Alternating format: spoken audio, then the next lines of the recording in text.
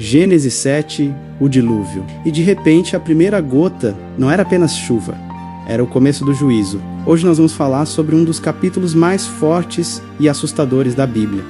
Gênesis 7, o dilúvio. Mas antes de continuar, se ao clicar nesse vídeo você sentiu algo no coração, se você acredita que Deus ainda fala hoje, siga o canal agora, deixe o seu like, compartilhe com alguém. Você não faz ideia de quantas vidas podem ser alcançadas por um simples clique. Talvez esse vídeo seja a resposta de oração para alguém que você conhece. Agora prepare o seu coração, porque essa mensagem não é apenas sobre o passado, ela é sobre nós. A humanidade havia se corrompido completamente, violência, orgulho, pecado normalizado, corações endurecidos, as pessoas viviam como se Deus não existisse. Mas no meio de uma geração perdida, havia um homem diferente, Noé. A Bíblia diz que ele era justo diante de Deus. Enquanto o mundo ria, ele construía. Enquanto zombavam, ele obedecia. Enquanto ignoravam o aviso, ele se preparava. E então Deus diz: entra tu e toda a tua casa na arca. Preste atenção nisso. A obediência de um homem salvou sua família inteira. Animais de todas as espécies, em pares, marchando em direção à grande arca de madeira, sob um céu que escurece, e com eles casais de todas as espécies de animais, os que rastejam, os que voam e os que andam. A criação de Deus, preservada, existe uma frase que arrepia a alma: e o Senhor o fechou dentro. Não foi Noé que fechou a porta, foi Deus. Enquanto a porta estava aberta, havia oportunidade, mas quando Deus fechou, acabou. Quantas pessoas devem ter corrido quando a chuva começou? Quantas bateram na arca? Quantas lembraram das palavras de Noé tarde demais? O problema nunca foi falta de aviso, foi falta de arrependimento. A Bíblia diz que se romperam as fontes do grande abismo. Água de cima, água de baixo. O julgamento veio de todos os lados. Durante 40 dias e 40 noites a chuva não parou. Os montes mais altos foram cobertos.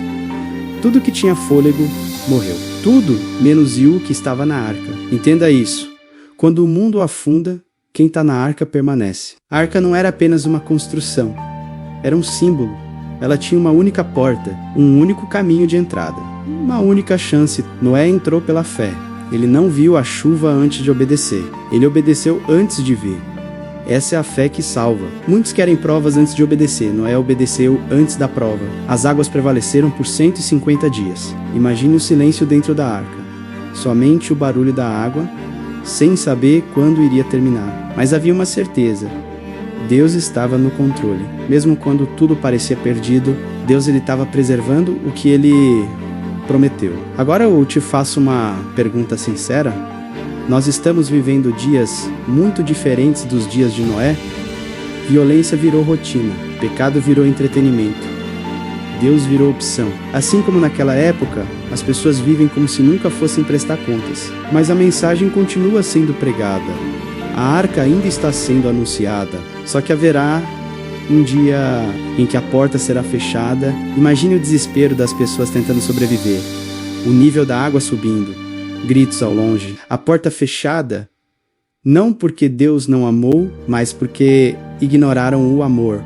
O amor sempre vem antes do juízo. Noé avisou durante anos, mas poucos ouviram. Gênesis 7 não é apenas uma história de destruição, é uma história de salvação. É a prova de que Deus honra a fidelidade.